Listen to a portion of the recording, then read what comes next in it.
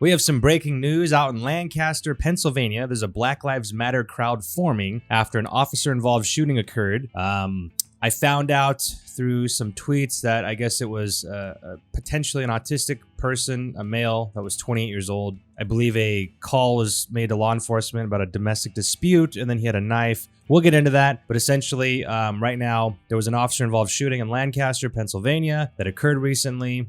And now there's a Black Lives Matter organizing as a protest right now. And they're comparing it to Kenosha levels of organization. So if you see this here, there's a bunch of people coming together, lots of law enforcement. And yeah, it's might get crazy. It reads, in a scene similar to what we saw in Kenosha, a large crowd is starting to gather where an officer-involved shooting just occurred in Lancaster, Pennsylvania. And then Andrea Finney, I guess, has a tweet here. It says, breaking officer-involved shooting in Lancaster near Laurel and Fremont Streets. Crowds gathering and beginning to hold political signs. White and black sign picture says, "We are done with America," spelt with America with KKK. Change is coming. Okay, well, I mean, my question here before we get started really is, what happened?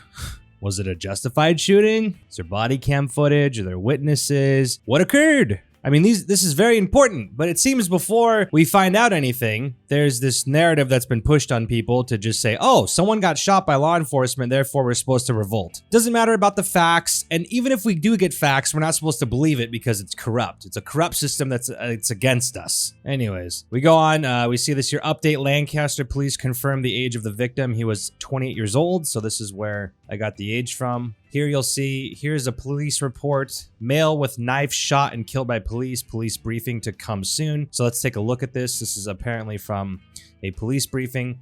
Officer involved shooting, 300K block, Laurel Street on September 13th. Basically says, on Sunday, September 2020 at approximately 16:15 hours, officers from Lancaster Bureau of Police responded to a residence on the 300 block, Laurel Street, for a report of an in-progress domestic disturbance. Officers arrived on scene a few moments later. There was an officer-involved shooting. Preliminary information received indicates that an adult male is deceased. The male is reportedly armed with a knife at the time of the shooting. Why am I not surprised? Could be.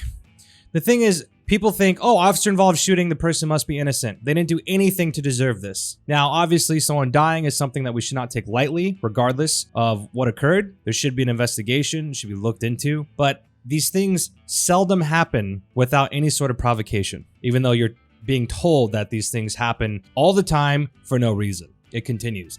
The Lancaster County District Attorney's Office and their investigators have been notified and responding to assume the lead in the investigation. As per the District Attorney's Office protocol, officer-involved shootings within Lancaster County are investigated by their office and investigators. All future press inquiries should be directed to the Lancaster County District Attorney's Office. Okay, so what we know now, potentially, allegedly, it's a 28-year-old male who had a knife, resulted in a officer-involved shooting from a domestic violence call. Later on, we read, police were dispatched to a domestic disturbance call that led to an armed knifed suspect getting shot and killed by police. And then here we have some footage of the protesters coming together for the rally. We'll take a look at this. You telling me you can't use a taser? That you might come through. Oh no, she's good though. She's good. She's hoping. Yeah, I helped him. I had him. He started off by saying you can't use a taser. Yeah, I helped him. He was angry. He was crying. Yeah, he's angry. Yes, that's how I do it.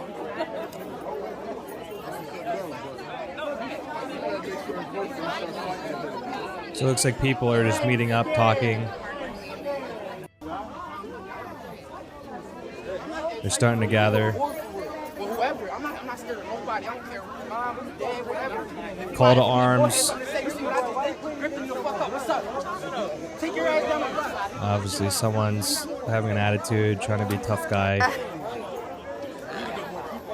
Now, the first thing he said was, why didn't you use a taser? I mean, obviously, you've never been involved in combat or any sort of altercation that resulted in your life being threatened, unless it was, I don't know, who knows. But if you use a taser on somebody, it doesn't always stop them. Somebody's hyped up on something, if their adrenaline's going, it doesn't always take them down. Sometimes firing shots into them doesn't take them down. So if somebody's running at you with a knife there's a protocol where there's roughly like a 21-foot gap where they could close the gap if you don't have your sidearm drawn. So if your firearm isn't drawn and facing them, then they could close the gap within 21 feet with a knife, and that knife could go straight through your throat. It could go into your eye, penetrate your eye, hit you in the brain. There's lots of bad things that could occur. They could take you hostage. They can get behind you. They can lacerate you, cut your face open, get your wrist, whatever. There's all sorts of things. It's not like, oh, I'm just gonna tase this guy if he's chasing me, because you can tase him and he could still close the gap and then still not be taken down, and then you now have to defend yourself. Now the question is, do all these law enforcement know how to defend themselves in hand-to-hand combat? How trained are they? Things like that. I mean, the average officer isn't some highly trained special forces combative, you know?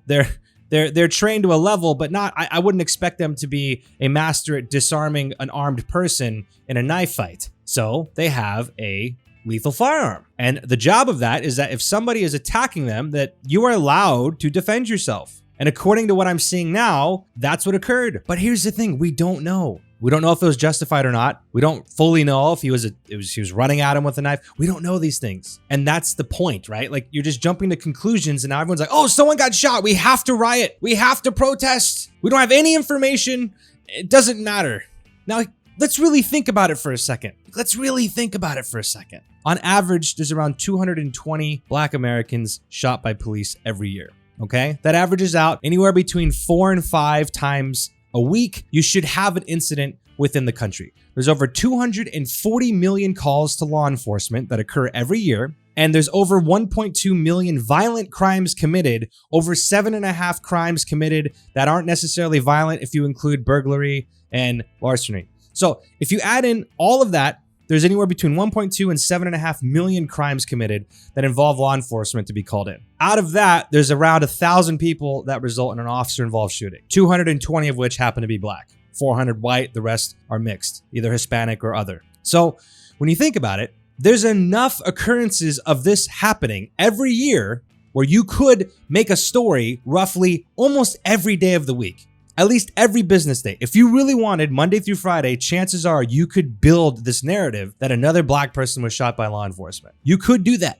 And you can build this entire giant narrative out of something that's a statistical anomaly. It's something that doesn't happen that frequently. There's over 670,000 active law enforcement at any given time annually. There's over 244 million calls to law enforcement. There's over 7.5 million crimes that could result in the officer having some sort of contact with an individual. And there's roughly 6 to 100,000 people in the population result in murder.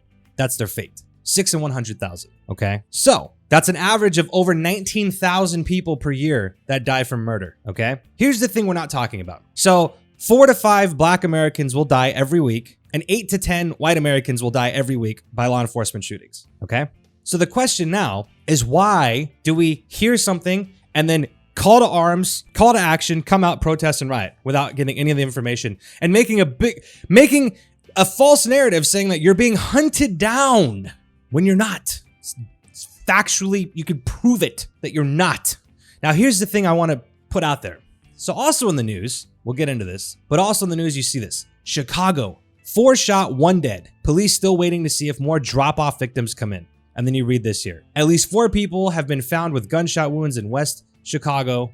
Preliminary EMS reports state that 1 of the victims have died, other 3 sent to local hospitals. So now if you want to look at the murder rate in the country, over 10,000 murders occur per year in the Black community. 19,000 roughly on average. Over 10,000 of those 19,000 on average. Out of that 6 out of 100,000, 3 to 4 out of that 6 are from the Black community. That means for every 4 to 5 people killed by law enforcement per week in the Black community, there's nearly 200 on average per week killed within the Black community by other Americans that are not law enforcement. So we get up in arms about the 4 to 5 that are usually justified because the officer was being attacked or their life was threatened. But there's where's the protest for this? Where's the outrage for the 200 Black lives that are lost every week due to violence within their own community? Why is that? People complain, oh, you don't riot when white people die by law enforcement. That's not a thing either. That's a statistical anomaly as well. That's not an issue. The issue is the murder rate, which actually has gone down in the last couple decades. But you're going to get up in arms about the 4 to 5 Black Americans shot by law enforcement every week, but then completely disregard the 200 Black lives that are lost every week due to violence in the communities? Come on now, use your head. This is also from the Lancaster incident. Chief just wrapped the press conference. The incident was caught on the officer's body camera and is being surrendered to the Lancaster DA. Not a lot of information still. They say the man who was shot was an adult man and had a knife at the time. Chief asking for peace. That's all he can do. So we have body cam footage. That's probably going to get released because of the public outrage, which is fine. We should see it. If it was wrong, it should be seen as wrong and there should be repercussions for that. If it's justified, we should accept that these things happen in society. And it's not always because of racism or police that are trying to hunt down minorities. Use your head here. You're up in arms before you know what happened, which turns into rioting before you know what happened. Then we find out that more times than not, it's justified and you still riot and call foul and say it's racism. And out of all that, you completely disregard the 200 lives per week that are lost. So do you really care about Black lives? How come you only care about the Black lives that push your leftist narrative to gain power politically, but you don't care about the Black lives that don't involve you moving forward and progressing your agenda? Because you caring about the violence and the crime within Black communities that lead to over 10,000 deaths per year, over 200 murders, fixing that doesn't get you in power, does it? It doesn't allow you to overthrow the system so you can bring in your ideologies of this far left understanding of what it is to live in a society economically and this Marxist desire that you have. That's why. That's why you're not hearing about it. So don't fall for this crap. Don't fall for it. You're being played like a fool. You are a useful idiot. It's terminology that's being used to describe your role in participating and pushing forward this BLM movement when you don't fully understand what's happening. Have you looked at the data? I just gave it to you. But here's how indoctrinated a lot of people are. They'll look at the facts and go, oh, no, they're racist. You're racist for pointing out that 4 to 5 Black lives shot, usually justifiably by law enforcement, is a bigger deal than the 200 lives lost due to murder because of violence in the communities. You're racist for saying that. It's illogical, it's stupid, it's indoctrination. Use your head. That's all I have to say on the matter. Let's see what happens when more information comes out. Hopefully this doesn't turn into a giant riot where cities are burning down. The chief is asking for peace, obviously, because he knows what's about to happen. Let's hope it doesn't turn into something crazy. Anyways, until next time, God bless.